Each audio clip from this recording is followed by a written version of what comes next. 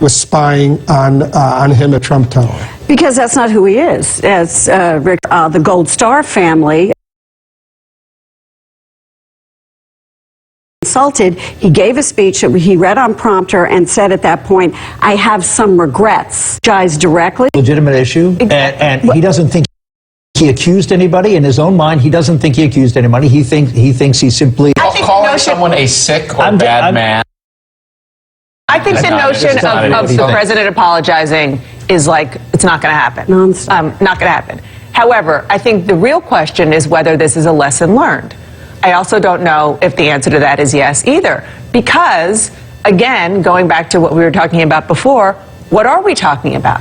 We're talking about whether or not President Obama wiretapped Trump Tower. We're not talking about, for this minute, and probably the headline coming out of this hearing that's going to start in 10 minutes, is going to be this. It's not going to be the collusion, allegations of collusion, questions of collusion between President Trump and his allies and anybody in Russia, or going a step further, questions about any kind of financial issues and basically financial problems that Trump had that the Russians potentially helped him with. You're shaking your head. You're nodding your head. I totally agree. I think it's giving him too much credit to think that he read that Breitbart article, absorbed it, and honestly, legitimately thought that President Obama wiretapped him. I don't think this was an honest mix-up. I think this was a deliberate attempt to introduce a stink bomb into the conversation about Russia, and it succeeded for the last 2.5 weeks of distracting people's attention. I think this is probably the most likely thing that Director Comey is going to weigh in on and give a direct answer to today.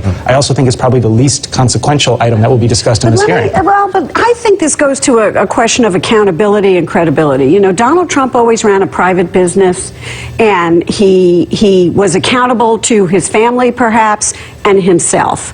And now he's in a different position. And I do think, as President of the United States, you have to learn that accountability matters and that credibility matters, and whether or not he's diverted the conversation, I agree with both of you on that, but in the long term, there are only so many times you can go to the well on credibility until it hurts. Do we know the answer to that question yet? It's the key one. You've seen over the weekend mostly moderate, or Tom Cole's a conservative, but he's a deal maker in the House, say the president's, who's frowning at the conservative Senator Santorum there, okay, but you've had several Republicans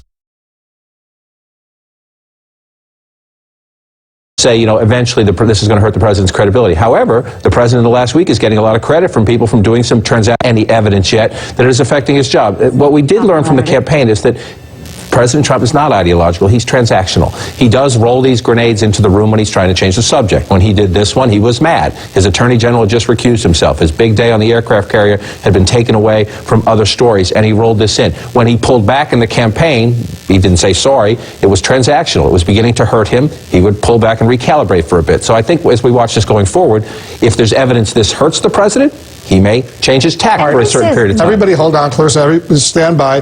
We're going to take a quick break. Our special coverage of this very important House Intelligence Committee hearing with the FBI director and the director of the National Security Agency will continue right after this.